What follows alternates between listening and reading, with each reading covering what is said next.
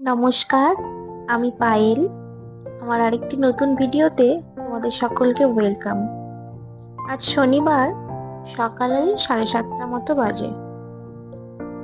সকালের ওয়েদারটা আজ এত সুন্দর ছিল, আর বাড়িতে বসে থাকতে পারলাম না। হায়দ্রাবাদের এই রোডটার নাম নেকলেস রোড। কেন নেকলেস রোড নাম তা কিন্তু আমি জানি না, কিন্তু রোডটা এতটাই সুন্দর যে শুধু হেঁটে গেলেও আপনার খুব ভালো লাগে। তাই আমরাও যেখানেই একটু এসেছিলাম, ঘুরে ফিরে বাড়ি এসে গেলাম। বাড়ি আসার সময় বাবুর জন্য সকালে খাবারে ইডলি নিয়ে এসেছি। ও এটা খেতে ভীষণ ভালোবাসে, তাই নিয়ে আসা হয়। ওকে খাইয়ে স্নান করে আমি পুজো দিয়ে নিয়েছি। এখন রান্নাঘরে চলে এসেছি দুপুরে রান্না করার জন্য। রান্নাঘরে এসে দেখি আমার আলু শেষ হয়ে গেছে, তাই ভাত আর ডালটা বসিয়ে দিয়ে আলুটা ব্লিঙ্কিটে অর্ডার দিলাম, দিয়ে কিছু কাজ ছিল সেগুলো করে নিলাম। এই ব্লিঙ্কিট ডেলিভারিটা হয়ে কার কি হয়েছে জানি না, কিন্তু আমার ভীষণ সুবিধা হয়েছে। আমার প্রয়োজনীয় অনেক কিছুই আমি অর্ডার দিয়ে দিই। কিছু জামা কাপড় কাচা ছিল, সেগুলো ভাঁজ করে জায়গা মতো রেখে দিই।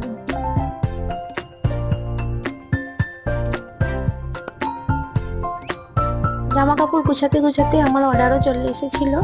এর মধ্যে সবজি পাতিগুলো কেটে নিয়ে রান্না বসিয়ে দিয়েছি। এই ডালটা ফোড়ন দিয়ে নিলাম। এটা আমড়া দিয়ে টক ডাল, মুগ ডাল দিয়েই করেছি। আর করবো ঝিঙে আলু পোস্ত। তাই কড়াতে কালো জিরে আর শুকনো লঙ্কা ফোড়ন দিয়ে সর্ষের তেল দিয়ে ঝিঙেগুলোকে অল্প করে ভেজে নেব। আমি একটু শর্টকাটেই রান্নাটা করছি, তাই আলাদা করে কোনো সবজি ভেজে তুলে রাখছি না। ঝিঙেগুলো হালকা করে ভাজা হয়ে গেলে এর মধ্যে কেটে রাখা আলুগুলোও দিয়ে দেব। দুটো সবজি অল্প করে ভেজে তারপরে রেগুলার বেসিসে যে মশলাগুলো ইউজ করা হয় সেগুলো অল্প অল্প দিয়ে দেব। তারপর নুন, হলুদ, লঙ্কার গুঁড়ো, জিরের গুঁড়ো। লঙ্কার গুঁড়োটা আমি একদম অল্পই দিলাম, বাবু তো অতটা ঝাল খায় না, তাই এখন কম ঝাল দিয়ে রান্না করার চেষ্টা করি। সমস্ত মশলা দিয়ে সবজিগুলোকে আরো একটু ভেজে নিলাম। তারপর একটা পেস্ট বানিয়ে রেখেছিলাম পোস্ত, চারমগজ, একটুখানি আদা আর কাঁচা লঙ্কা দিয়ে। কাঁচা লঙ্কা কিন্তু একদমই ঝাল ছিল না, যদিও ফ্লেভারের জন্যই খালি দিয়েছিলাম, কারণ পোস্তের মধ্যে কাঁচা লঙ্কার ফ্লেভারটা ভীষণ ভালো লাগে। এখন প্রয়োজনের মতো জল দিয়ে চাপা দিয়ে দেব।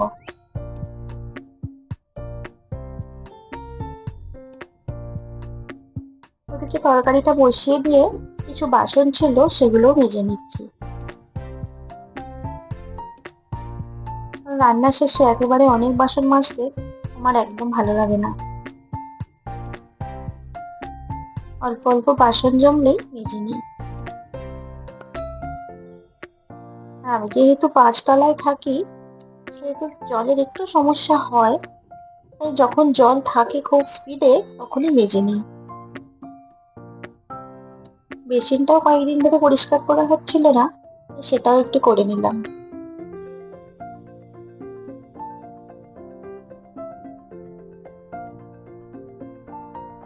এদিকে দেখুন আমার তরকারিটাও রান্না হয়ে গেছে, বাবুকে স্নান করাবো এবার।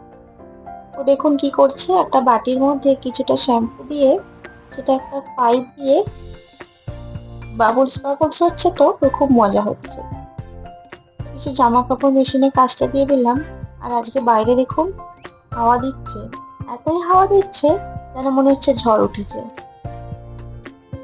বাবু স্নানও হয়ে গেছে, ওকে এবার খেতে দিয়ে দেবো। ওর খাবারটা রেডি করে নিচ্ছি।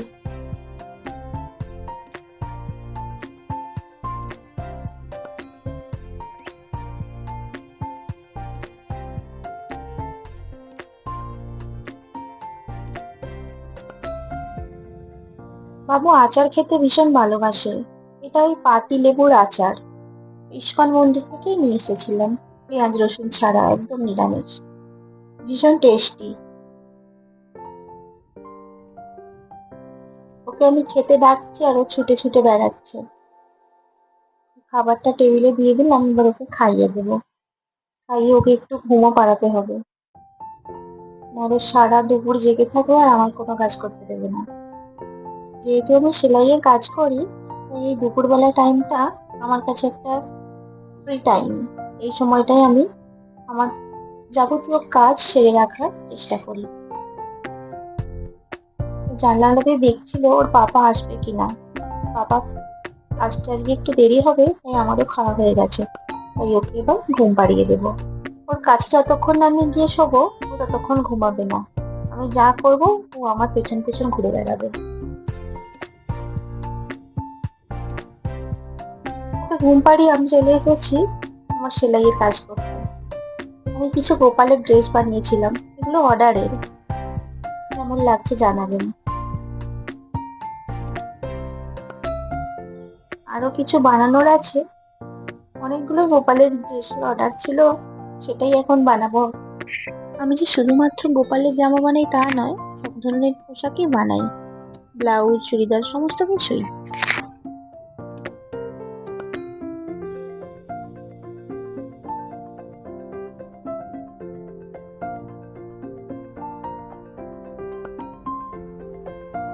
সেলাইয়ের কাজটা করতে আমি ভীষণ ভালোবাসি। নতুন নতুন কিছু বানাতে, নতুন ডিজাইনের কিছু বানাতে ভালোই লাগে। আর গোপুসোনার জন্য বানাতে তো আরোই ভালো লাগে। আমারও তো গোপুসোনা আছে, আমি তাকেও বানিয়ে দিই।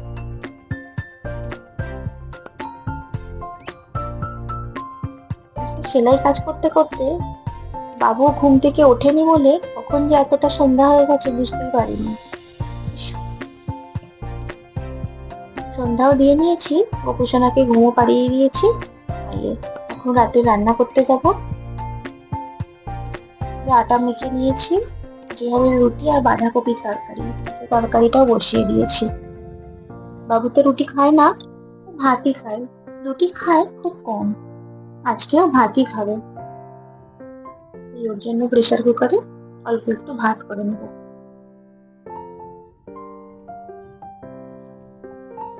আজকে রুটিগুলো আমার খুব সুন্দর ফুলছিল।